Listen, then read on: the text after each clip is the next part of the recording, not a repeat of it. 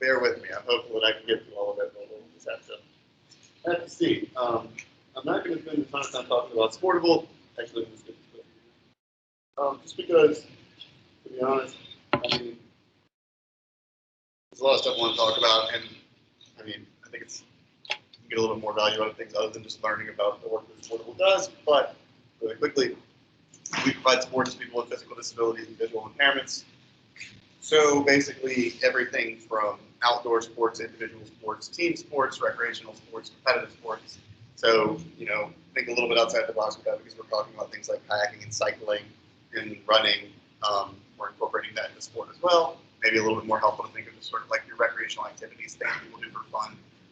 That's what we help folks with physical disabilities and visual impairments do. Couldn't be a more opportune time to accurately describe what we do, which is the Paralympics. So if you start watching NBC Sportsnet tomorrow through for the next like 10 days or something, you want to see what like the elite levels of competition and the stuff that we provide locally, that's the Paralympics. We are, you know, just like the basic club for anybody that maybe would want to get involved with something that would be offered in the Paralympics but doesn't want to be really serious about it. Just maybe wants to, I'm sure a lot of you all do things for fun that you don't necessarily want to be professionals at. Same thing with people with disabilities. A lot of people just want to get outside and have fun, or, you know, can't necessarily go to the gym and shoot around with basketball with a bunch of able-bodied people. They just want an environment where they can shoot around and play wheelchair basketball. All the way up to, we do have people like, there's a girl that will be in track and field on Saturday that's a former athlete of ours that is a Paralympian, so we kind of run the gamut from very serious competitive athletes that do want to maybe go and compete in like world competitions and whatnot, and very recreational people that just want to have fun.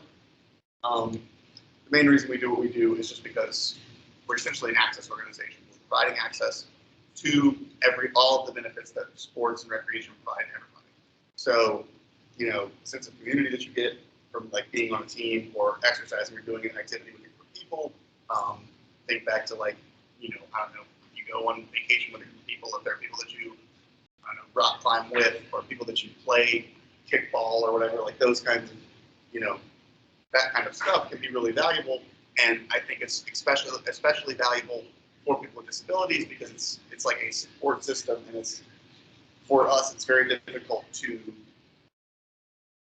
find people that can have direct empathy with our lived experiences outside of other disabled people for very obvious reasons. So even though most of us have great relationships and stuff with like able-bodied people as well, there's something that we can get out of being around each other that is really, really valuable and meaningful, that I think is really great benefit to what we do.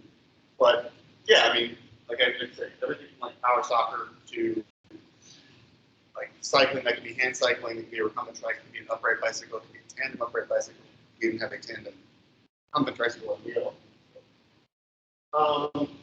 And I mean, again, why we do it is just because the same reason anybody wants to play sports, or the same reason anybody wants to do whatever they do for fun. Like if you're more into the arts, like there's got to be something that you do that is like supported, or like that brings you joy outside of what you do for a living, and that's kind of what we want to offer people that couldn't get it otherwise. 98% of our athletes wouldn't be able to do the stuff they do without us. So that's kind of the basics of that. These are our sports. We got wheelchair rugby. That's what I play. If you want to talk about wheelchair rugby, I can wax poetic about it. I assure you, but I'm going to try not to. Everything else will be there. Pictures. All of this. Okay, so first topic. We've got 3. Well, I guess 4 if you have Sportable too. But disability etiquette.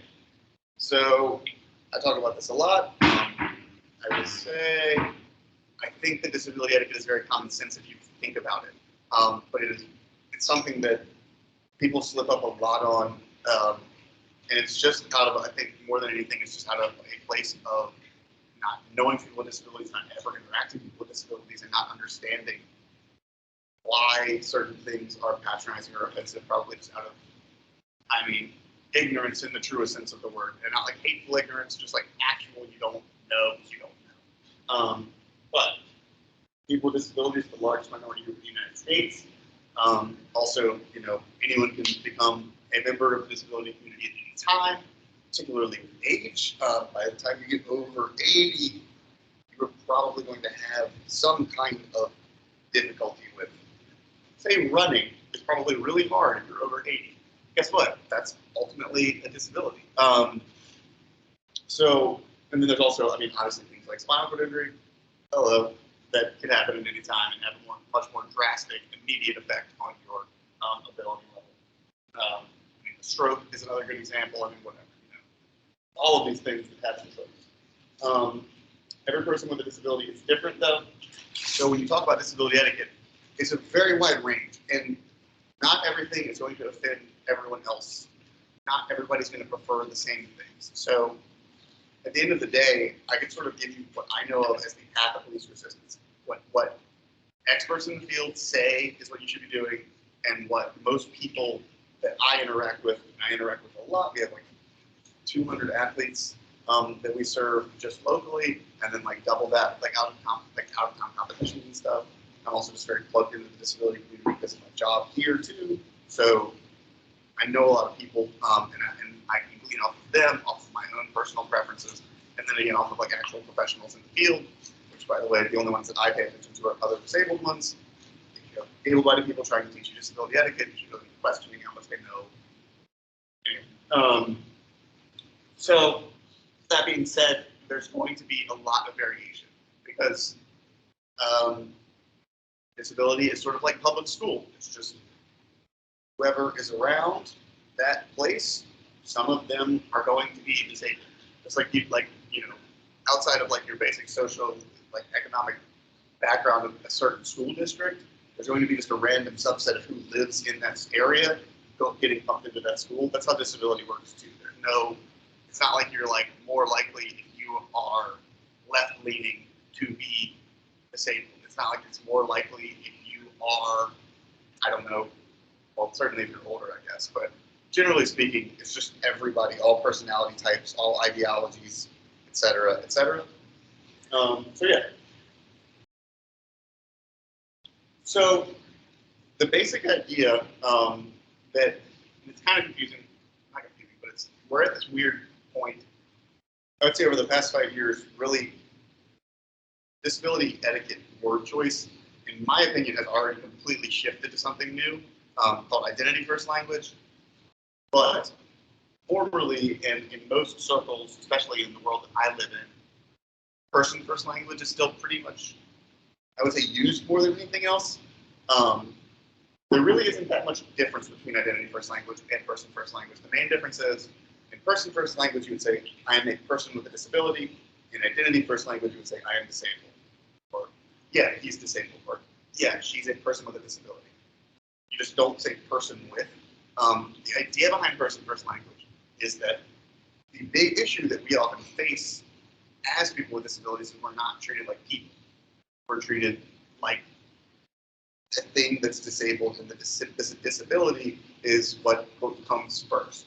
So at a certain point, people in the disability space started trying to force personhood via like actually how we verbally identify, which comes from a good place, I think, but I think that most of the disability advocates that I respect and follow are like, I don't need to just go about declaring my personhood everywhere.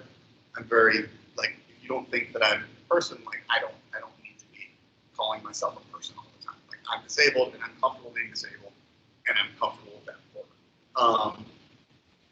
That being said, what's really helpful about person first language is remembering that idea, to focus on the person instead of the disability.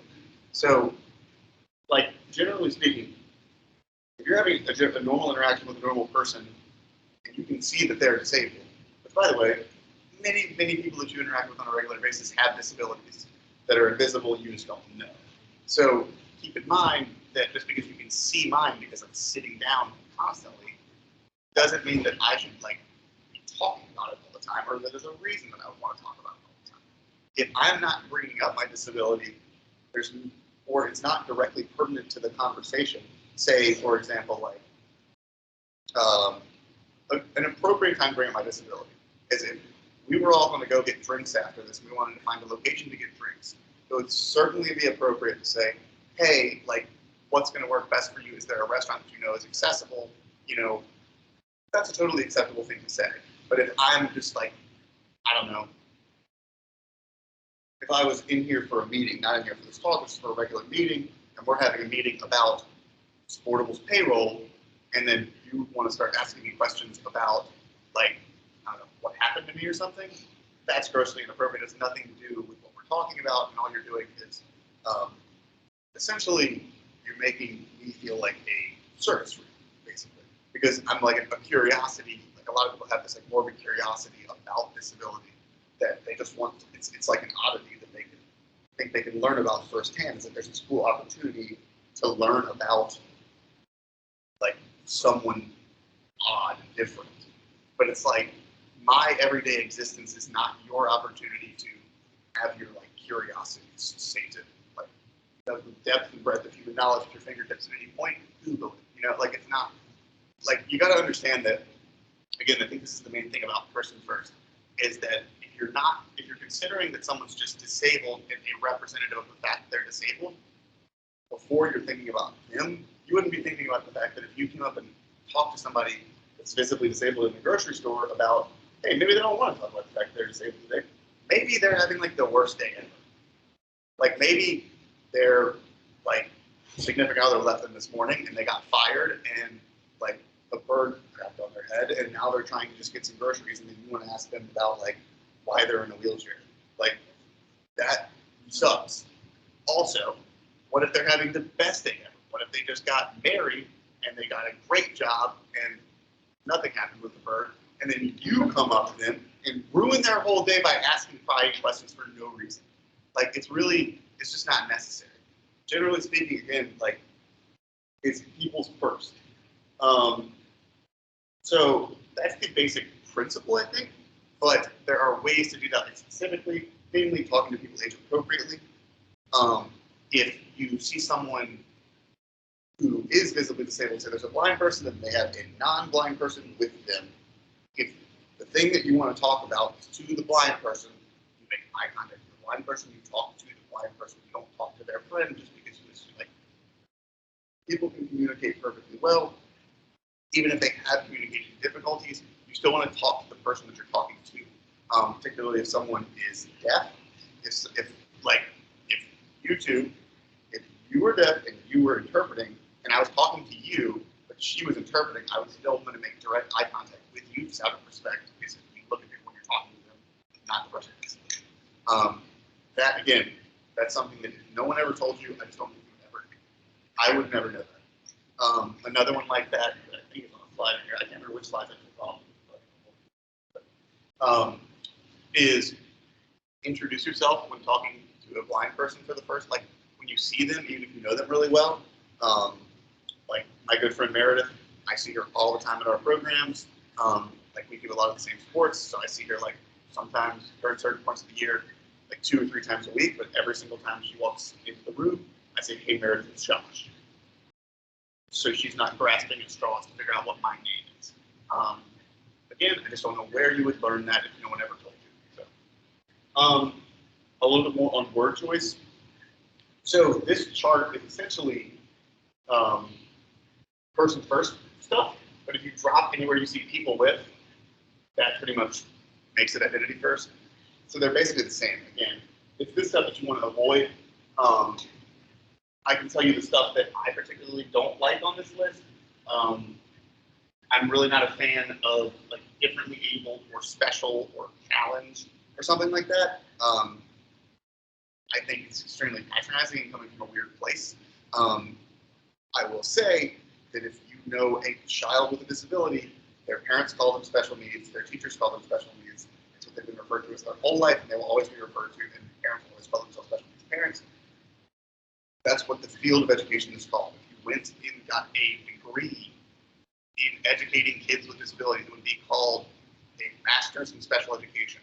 So like, I'm not saying I can change that or anything, but I will say for most people with this, like actual people with disabilities, they don't want to be called differently abled or like, you know, any of those kinds of like, hey, let's put a positive twist on it. It's like, no, we're just disabled, and that's fine. It's okay. There are other things on here that are obviously much more akin to just like straight up hateful slurs. I mean, avoid those. I will say, again, in the space that I live in, which is the physical disability space, I know lots of people who sort of do like a reclamation thing with Ripple. They can do that because they're disabled. Y'all don't do that because you're not. And I think that's the case with pretty much anything on this chart. Again, I'm really a proponent of however somebody who is experiencing the life that they are chooses to talk about it and be offended by or not be offended by.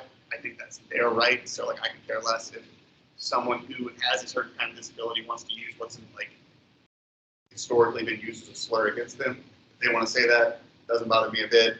Just don't think that gives you also the right to say it. I think this is all fairly common sense, but you know, again, good to hear it out loud. If you think someone needs help, they might not. So just ask first. If they're not actually struggling with something, probably a good idea not to ask at all. A lot of people who like to do things for themselves really don't like to be asked. But the main thing is if you do find yourself asking if someone needs help and they say no, don't help them after that. Or if they do say yes, just listen to their instructions. You know, they'll give you very detailed instructions about what they want to do. Them saying yes, I need help is not a free pass for you to do whatever you want to do.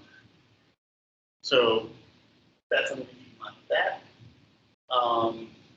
Don't touch people's stuff. Again, if you don't like people patting you on the head or rubbing your shoulders without asking or something, chances are you also wouldn't like someone touching your wheelchair, wouldn't like someone touching your cane, your walker, your service dog, et cetera, et cetera, et cetera. Just consider this like part of somebody's body, and you know, also if you touch people's bodies without permission, don't do that anymore either. You're welcome. But yeah, be mindful of personal space, and definitely don't move people's stuff. If my example for this is always with like blind folks. The blind person sits down at the table to eat like y'all are. They would put their cane down next to them.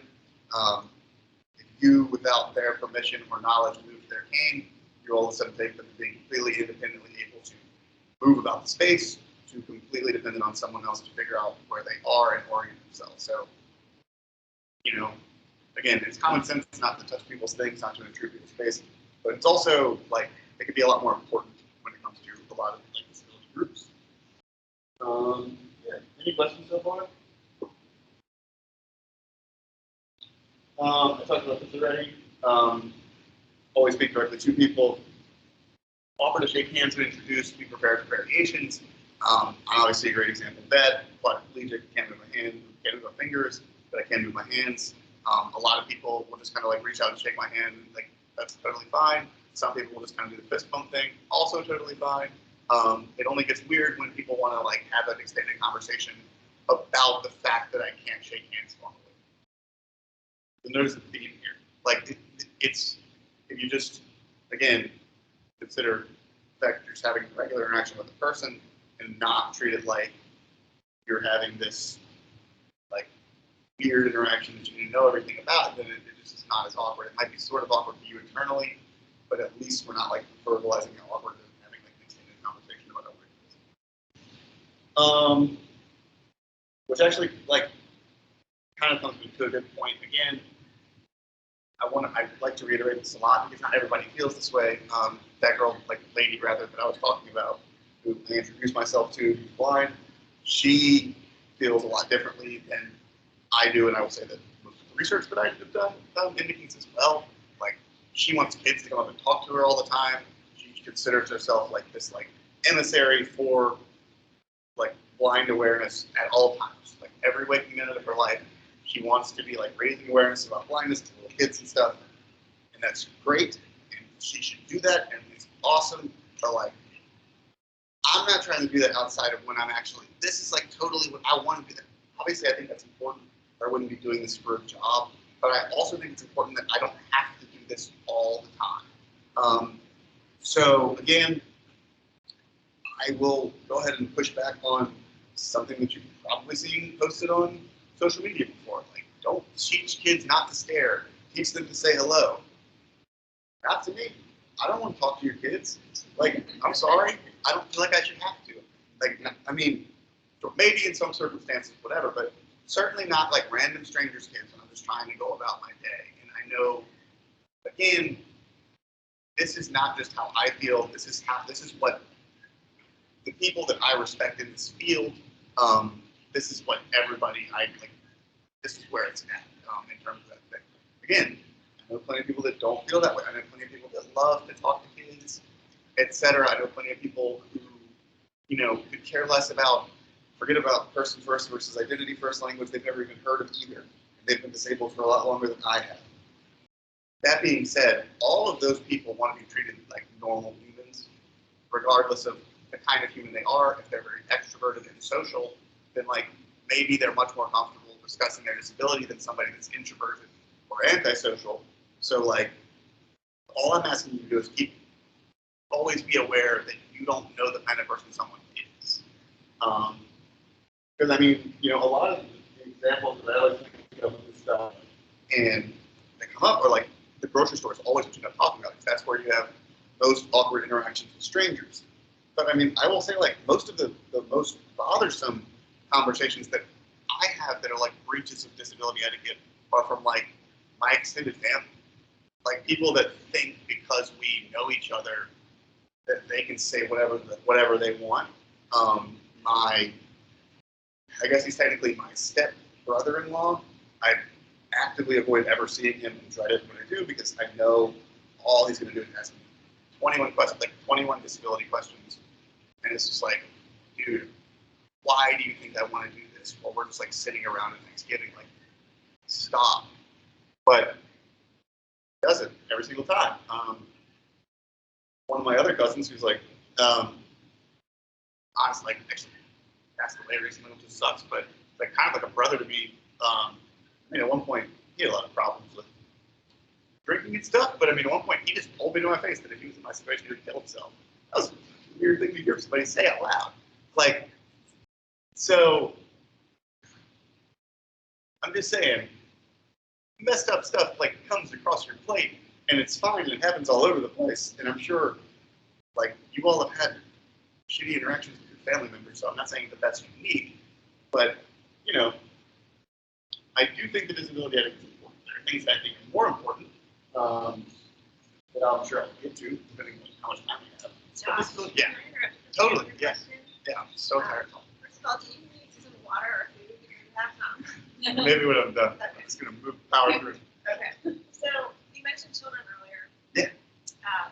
Sometimes kids say things in public. Sure do. And I, as a parent, I would like to know what's the best way to handle that. Do I just say I'm sorry? Do I not say anything? I think saying sorry would be nice, honestly. I mean, also, someone else asked me about this recently, and I mean, kind of what I said, like, this is kind of a difficult answer to this question, I think, right? But like, if you want your kids to know how to interact around a diverse group of people, you just need them to like live in spaces that are diverse. So like, if all of your child's interactions are with people of the same socioeconomic class, the same sexual orientation, the same gender identities, the same race, that they're going to be awkward around anyone that's not like them. So I think that applies to disability too. And if you're just, I mean, like, again, my stepdad's like grandkids, or my step nieces and nephews. I mean, they're perfectly normal around me, basically entirely by virtue of just like having spent a lot of time with them. That makes sense. There's some weird people like ones I just mentioned, but I also think that like the content that your kids are exposed to, so the books that they read, the shows that they watch, the games that they play, all of that stuff, if that stuff is representative of like diversity, including diverse disabilities and stuff like that, then a lot of these conversations can be had at home. A lot of this stuff can be ingrained via those kinds of situations, so that when it comes to actually interacting with a person, all of a sudden the onus isn't put on that person to be this representative of some group. That makes sense. No, it does make sense. I appreciate that. But I mean, definitely, if somebody, yeah, I mean, if your kid's like, hey, he's in a wheelchair.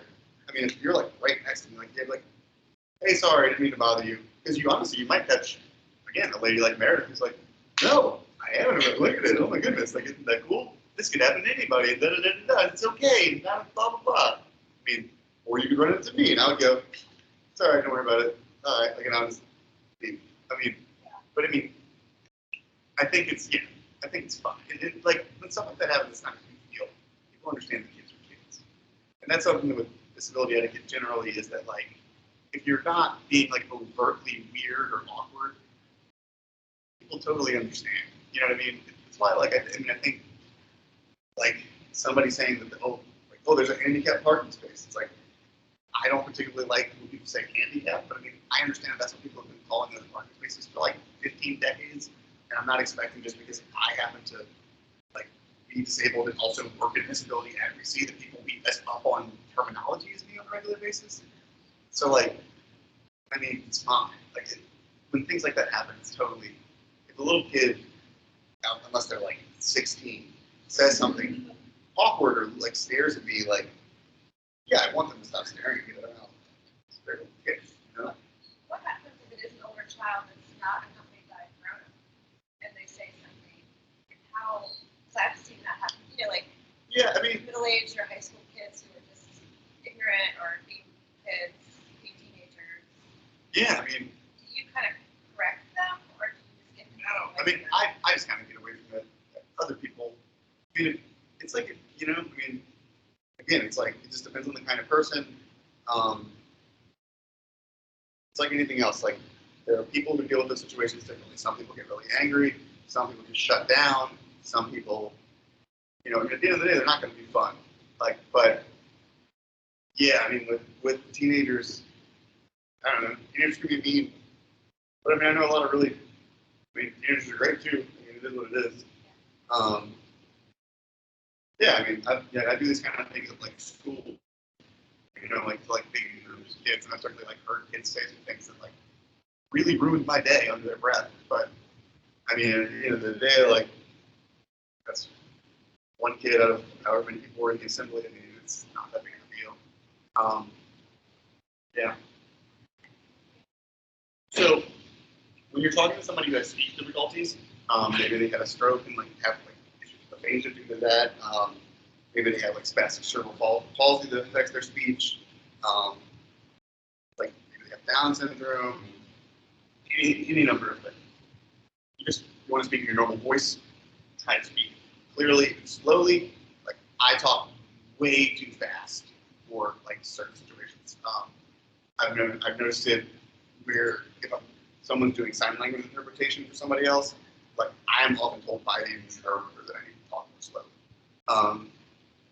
Be comfortable with periods of silence. Like it's periods of silence. Like if you ask a question, it's going to take somebody a little bit longer to get their answer out. And all you have to do is just chill for a second, and then they'll talk. If you're having trouble understanding, you can paraphrase back for confirmation. And then I put this on here, but I always want to really don't advocate to like ask someone else to interpret for you. You can get there with the person. It just might take a minute. But again, like saying, if someone says something to you, you're not sure exactly what they said, but you think you might have it, paraphrase it. I think you're saying this and this and this. They say no or yes. If they say no, they'll kind of clarify a little bit more. Like you'll get there. It just takes patience. And more often than not, the most you're going to actually have to do and deal with on a regular basis like this. And honestly, again, if you have older grandparents, this is really great information for talking to them. You just ask a question clearly at a level that they can hear and wait for a response. The response will come. You just have to wait a little bit longer. It's mostly the thing. So again, this comes back to what I was just saying. Relax. You don't have to worry about saying "see you later" to a blind person, or "I'm going to run to the store" for somebody that can't run. Like that. These kinds of things, no one cares about it. Maybe there's one person. Like I've heard of like one time, somebody called somebody out. What do you mean you're going to run? But yeah, it's just people like everybody else. The main thing, if you know anything, if you ever heard any diversity and inclusion speaker or anybody in that space talk, or in school maybe, there's a good chance you've heard of like the platinum rule versus the golden rule. I'm a very big believer in that, and that's ultimately what I'm teaching here, which is the golden rule is treat other people how you would want to be treated. The platinum rule is treat other people how they want to be treated. The idea being that it's very difficult for you to empathize with someone who you have no idea about their lived experiences, or who they are, or what they would want. You just respect the fact that whatever they find offensive is okay, and just work off of trying to be cool, like, respecting their boundaries, not imposing your own boundaries on them. That's basically how I think about this. So, any questions about disability etiquette before we move on to employment disabilities? It's going to get a lot darker. All right, so the red lines, do a little minimum thing here too. The dash line on the top is the average employment for men. The dash line, the smaller dash line in red is the employment for women. So like that sucks on still. Sorry. And as you can see down here, this is employment rate for people with disabilities, and then again separated by gender as well. So average employment rates over the past more than a decade hover for non-disabled people, men and women, around 60%, or a little bit above. Average employment rates for people with disabilities, which is 15% of the world's population, hover around 20%. So you're essentially like 2 or 3 times more likely to be employed if you're not, just by sheer nature of the fact that you're not disabled in this country. That doesn't solve a problem. I don't really know what will. I find that number extremely jarring. I think, again, I can certainly talk about reasons that I think that's such a significant number. To be honest, the main one is that if you ever have more than $2,000 in assets, you lose your benefits. So if you need something like home health care, which is practically only provided by Medicaid and no private insurance in this country, then or either you're rich enough to pay for home health care, or you have a good of enough support system to get home health care, like through your family, or you need it through Medicaid, or maybe you need access to medications that you can't afford to be covered if you have like private insurance. Whatever the reason you actually need to stay on disability services is, to do that, you have to have less than $2,000 in all of your bank accounts at all times. It's very hard to have any job and then also do that.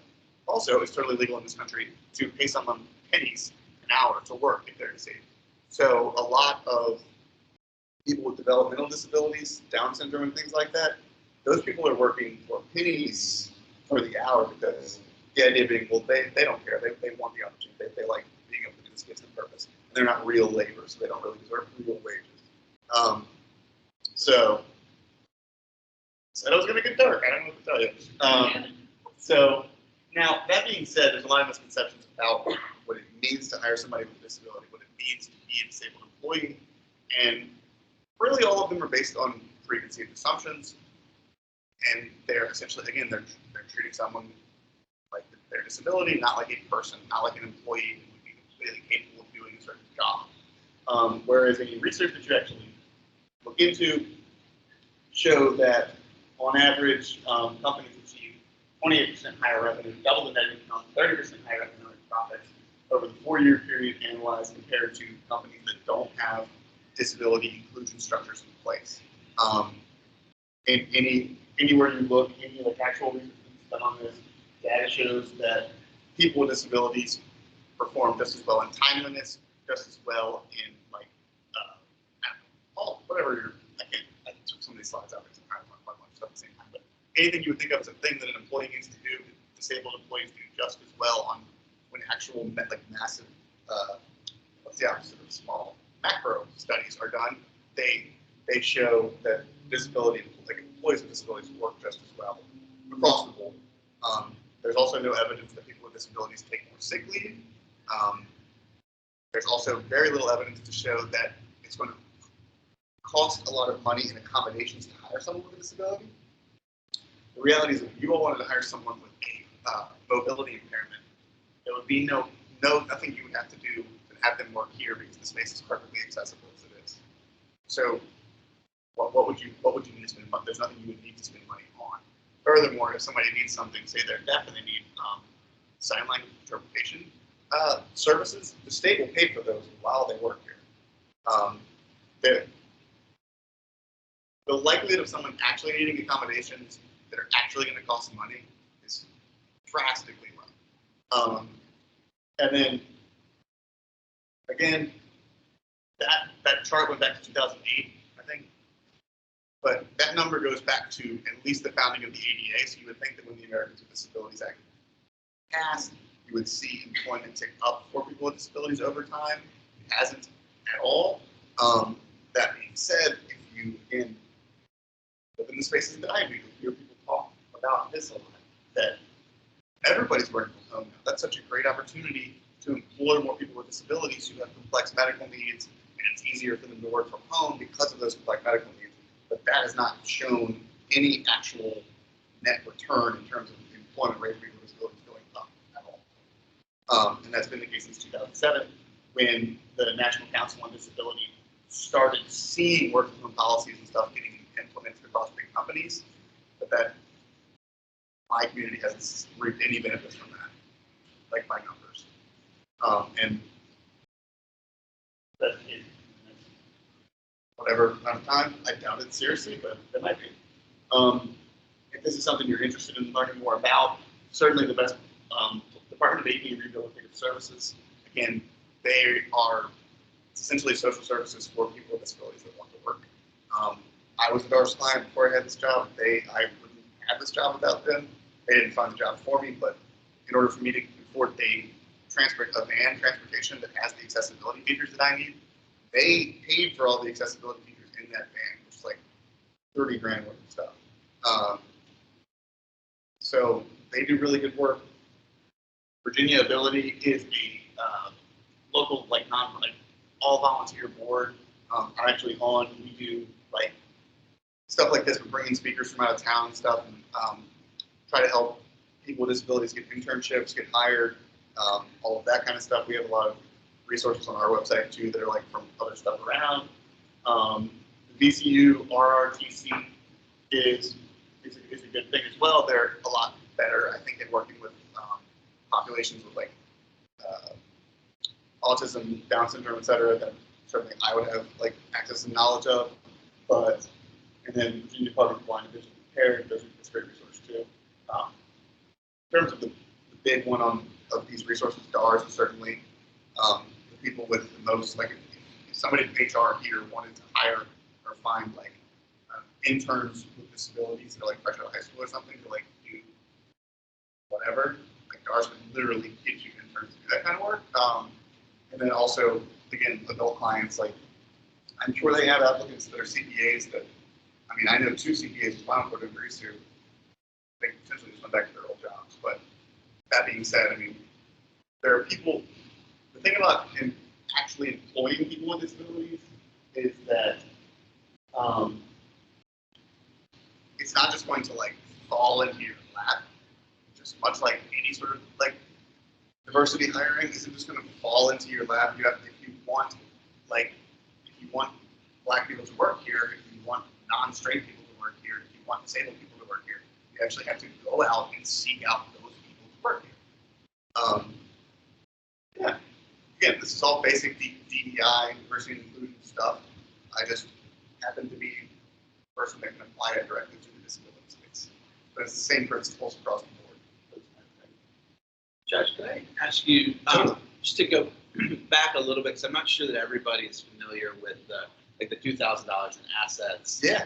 And some of the constraints put on. I don't think Lawrence would like to talk about it. Yeah, if you could just give us a little bit more detail on what that asset requirement is and that's it, sincerely. You can own a house and one house, one car, and you can never have more than $2,000 in assets. There are some programs you can get involved. You can get involved. You can do Ticket to Work. Ticket to Work's 18 months or something like that, or maybe a little bit longer. You'd have to look. It's called Ticket to Work. You can look that up. And that gets you it's a trial period. And the idea being that you can start and you can make enough money that eventually you wouldn't But then, I mean, I can tell you that the program that I'm enrolled in is called Medicaid Works. And it's very unknown. When I knew about it through something, my caseworker at my social services office didn't know what it was. Their manager didn't know what it was. I had to go to the Medicaid Works facilitator for the entire state of Virginia and have them reach out to my local office, and then they still didn't believe me. I also had to quit my job so that I made I made little enough money to then qualify to make enough money to go into Medicaid Works. So like, and as far as I know, there's less than like, of the however many, hundreds of thousands or whatever it is of Medicaid recipients in this state, there's like less than 50 that use Medicaid Works. So all of these requirements are administered through the Medicaid program. Or Social Security or Social Services. They're all the same.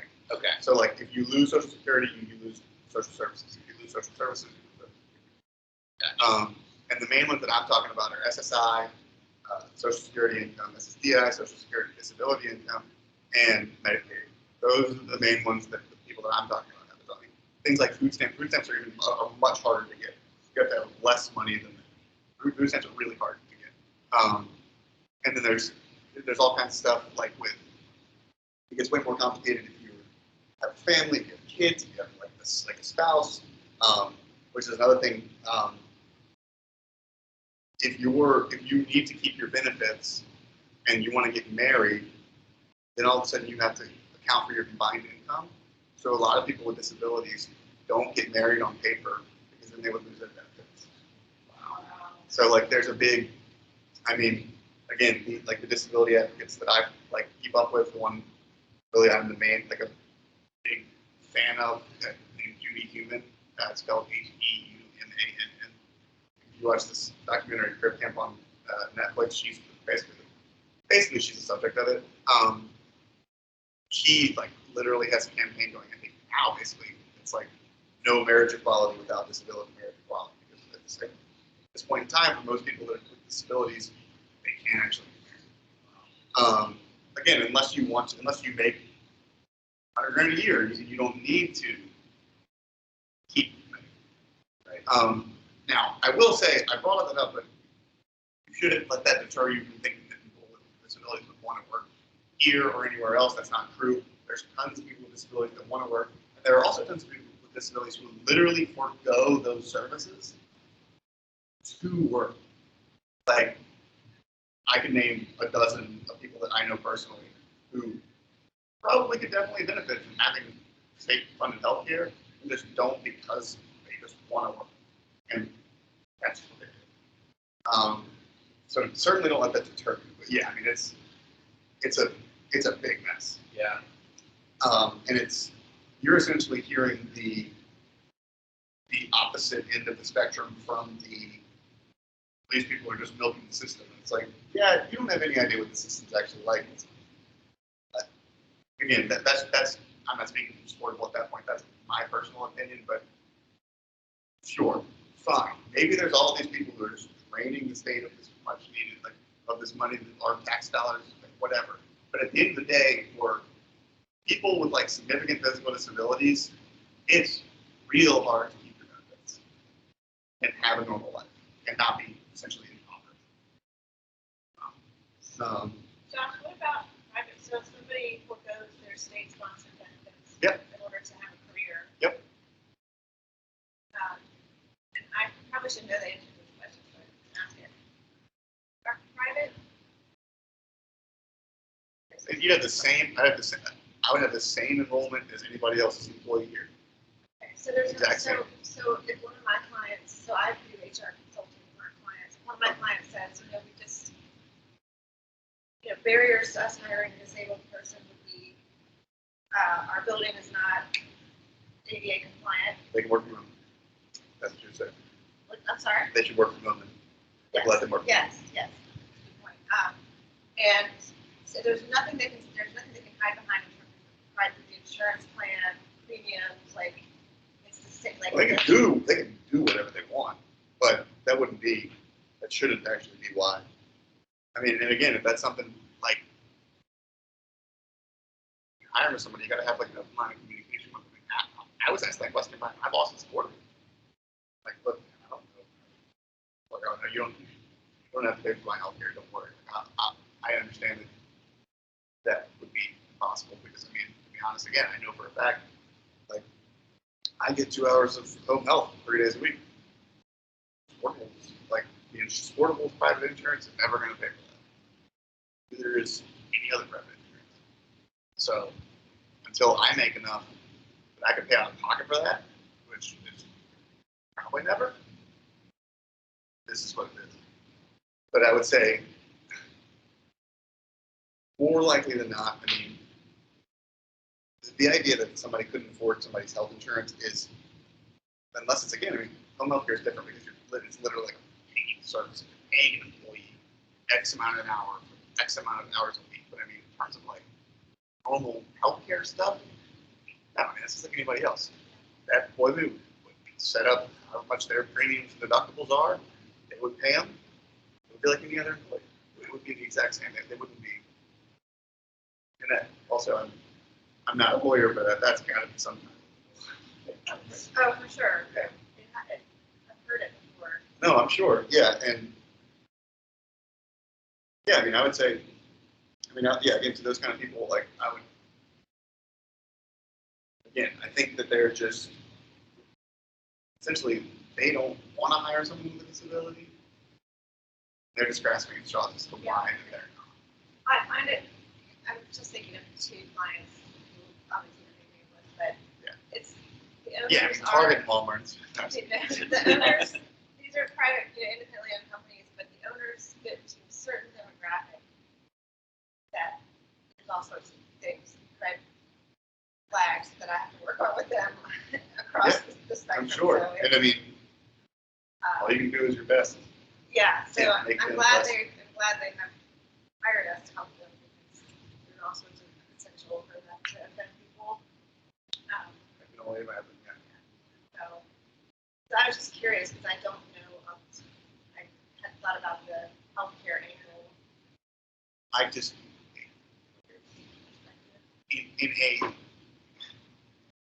if someone is applying for that role, they would have already figured this out on like that. The likelihood of it being something that, A surprise to them.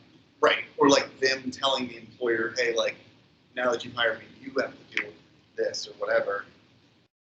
I just, that would be so unlikely. I'm not saying name. Sorry. No, okay. When somebody is interviewing for a job, Yeah. what are some handy pro tips for the employer who's interviewing somebody, a candidate? I mean, I know what the law says in terms of what you can and can't ask for protected information and things like that, but how do you, like, what is the best way, what's an interview that feels good for you? Like, is it Just asking questions about the duties of the job. How well can you execute this? How well can you do this? What are your skills? Because I mean,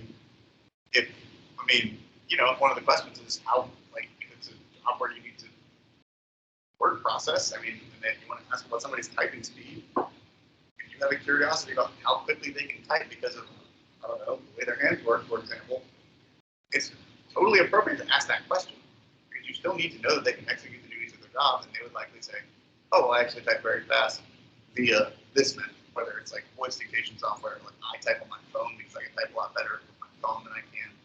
Like, if I was, like, booking this with Kevin, if I had, like, a sentence to write, I would just type it on the keyboard.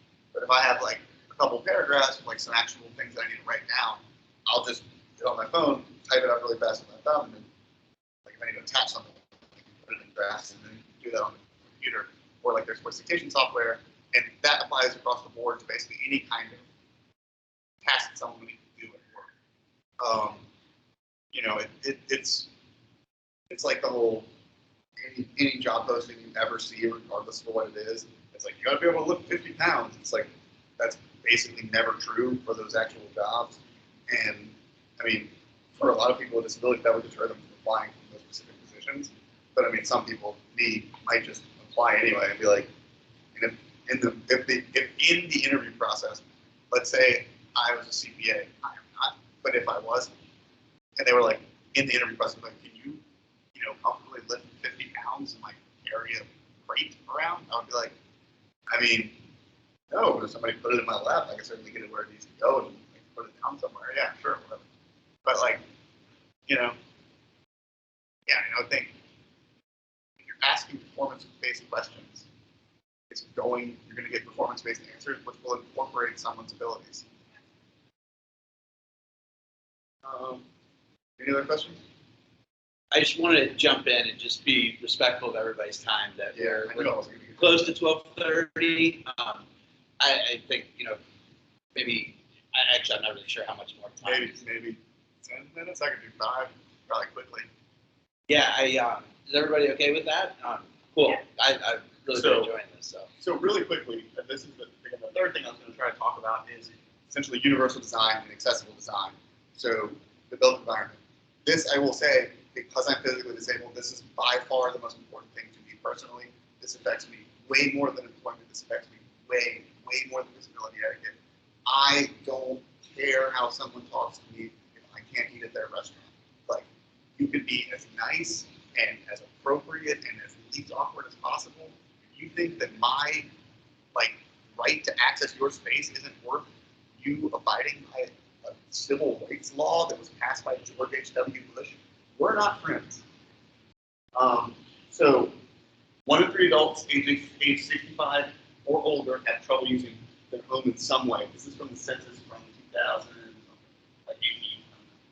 I can't remember this. But these are just like features on things that people need in their homes that are more access. So with disabled older adults without accessible features in their homes. So older adults with difficulty using the bathroom, 79% live in homes without an accessible bathroom. Older adults with difficulty walking and climbing stairs, 26% of them live without a bedroom and bathroom on the first floor. So there's a massive amount, difficulty walking with adults age 65 and over, 26% of women, 19% of men. That's 65, not 85, 65. And then the number of, look, raise your hand if your home is accessible in any way. Does anybody's house have a bathroom that my wheelchair can fit into and no steps to get into your door? One person. So universal design is just design that's built for the easiest use for as big group of people as possible. This building has a ton of universal design features. There's an elevator. That's a huge deal. All of the doors are wide. That's a huge deal. If there is carpet, it's like this. It's not shag carpet. As great as shag carpet is, we can all agree that shag carpet is awesome. It's not great for me. That floor over there, wonderful. I absolutely love. There's just hard, cold metal floor. It's great for me. I understand. Maybe not the most warm and inviting all of the time, but it is. These tables are great. Any point of this table, I can roll under, get my knees under, and eat, and not worry about getting food all over me. That's a big deal. A lot of tables aren't built like that. That's a universal design feature. So all of that stuff, and it applies to not just physical disabilities, and honestly, not just disabilities at all. A big thing with universal design is helping with language barriers. If the symbol for a bathroom is not the word bathroom, because if you're in any country in the world, you can see a toilet or whatever on the thing, and you know that's a bathroom. Those kinds of things, like exit signs being red, are a big deal. That's a universal design feature. You don't need to know that it says exit to know that that's what it is, etc.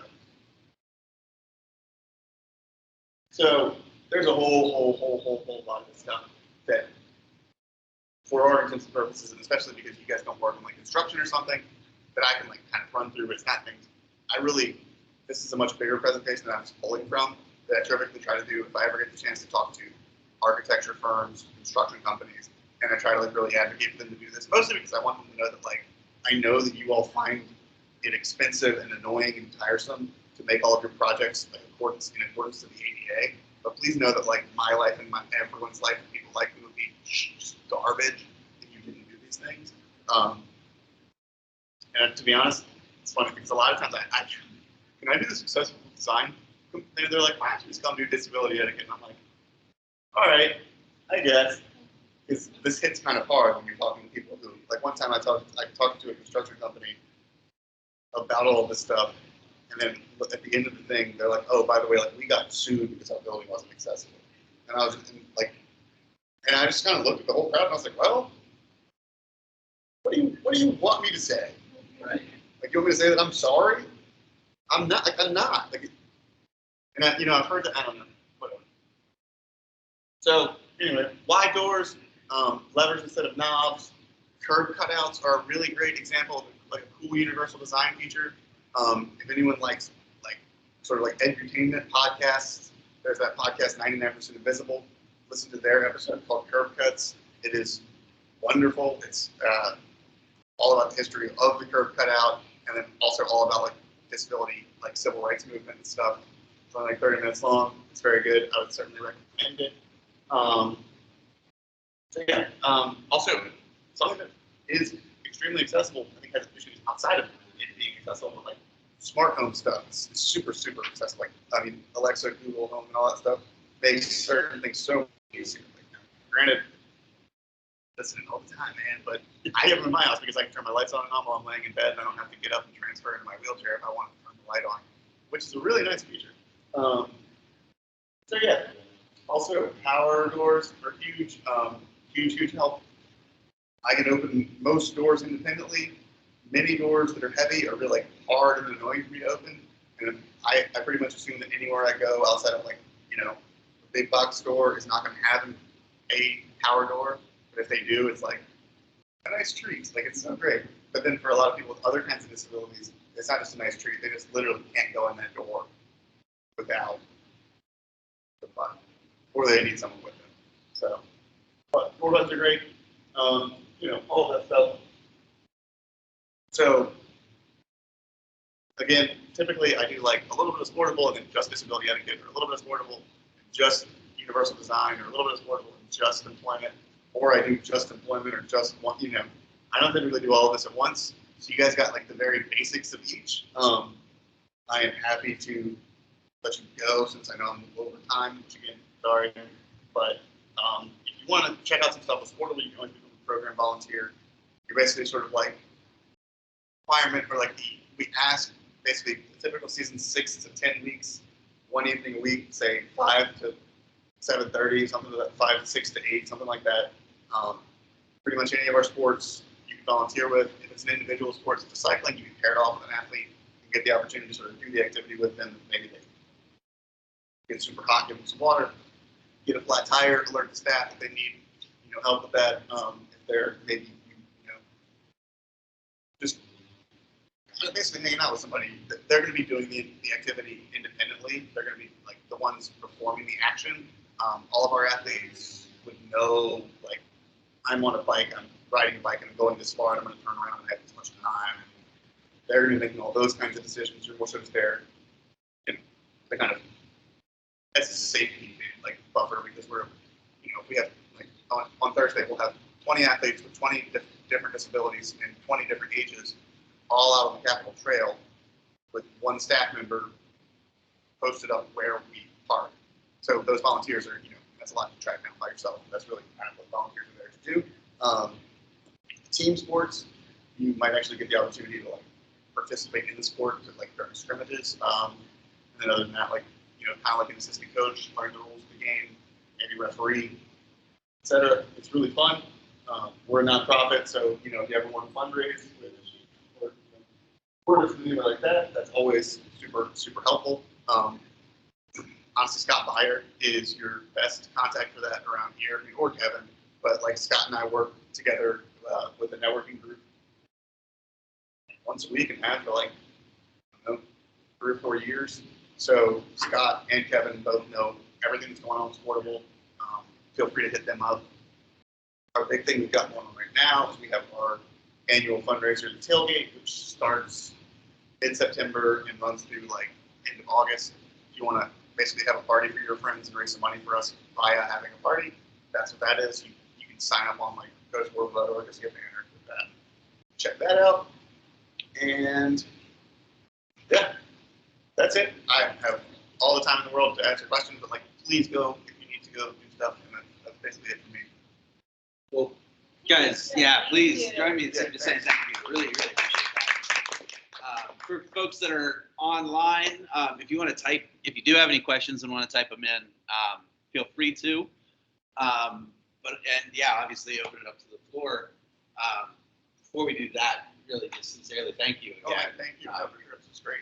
Yeah, it's really awesome. The stuff about universal design and everything, it's something that really hits home for me as I just sort of think about user experience on anything. Universal design when it comes to like social media, especially because there's the ADA applies to websites, but ADA doesn't apply to social media. Yeah. So like honestly, I don't even use it. Like my primary social media is Instagram, which I think is like one of the least accessible ones. But like for real, TikTok is like very accessible. Like every TikTok video you see has captions. If there isn't, like if there's just writing and there's no words and like you're like the words being read aloud, those are accessibility features. Like that's why they're there. Those are for deaf and blind. And I don't know about y'all, but like I keep my phone on silent while I'm at work, so I'm not like listening to social media when I'm checking it. So it's really helpful for me as well. That's universal design. I don't need audio or visual like access support, but there's time and place when it's really, really helpful for me, namely when I can't turn my phone off. So if you can, you can write image descriptions at the bottom of your post. You make a post like you write image description. That's an access feature. If you can, again, there are like little like plugins and stuff for Instagram stories that you can make them more accessible by like having like auto captioning done. If you're like a social media professional, consider like even if you have auto captions done, like go like revising them too. They're not like that great.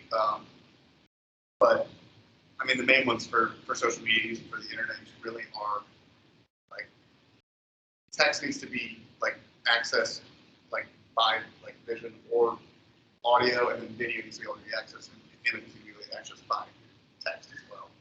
It's mainly for the like blind deaf communities that those things exist. I would add that Squarespace really makes it easy. I designed a website about 2 years ago, and the ability to add image captioning and audio and all sorts of features that, given the way that I view a website, they're completely invisible to me. But the ability to turn them on or easily apply them to everything, I was just really impressed with that. And I know that Microsoft has a new, basically like AI sort of technology. It's like a screen reader on steroids that I know a few people that use that can actually like pretty accurately describe an image without image. There's some cool stuff coming down the pipe, but definitely the way that it goes now, image descriptions are definitely preferred. What about the online, like, does it Zoom and Teams, they now have closed captioning? Yeah, they do. That's all caught up? Yeah, it's pretty good. Again, I think it's pretty good. I know that like I do this thing where I interview potential employers for DARS clients with disabilities, like for jobs. And I know we do those on Zoom, and they always have a sign language interpreter. What you do with instances like that, basically if you know that you're going to have a public audience for something, and that audience might have someone with like accessibility needs, you just ask, right? Like during in the registration process, you need accessibility, if you have accessibility needs, yes or no, and then if no one says yes, you don't need to hire a sign language interpreter. But if someone is trying to attend to the needs that, then you can seek that out like retroactively. Like how often you deal with that? Like unless it's like again like the president giving a speech, that they're not going to just assume that a deaf person's going to be attending. Like you do that during the registration process.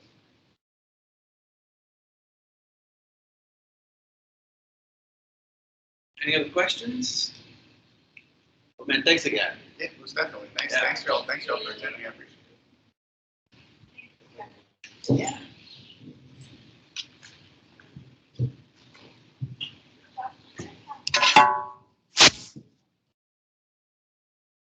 Yeah. Hopefully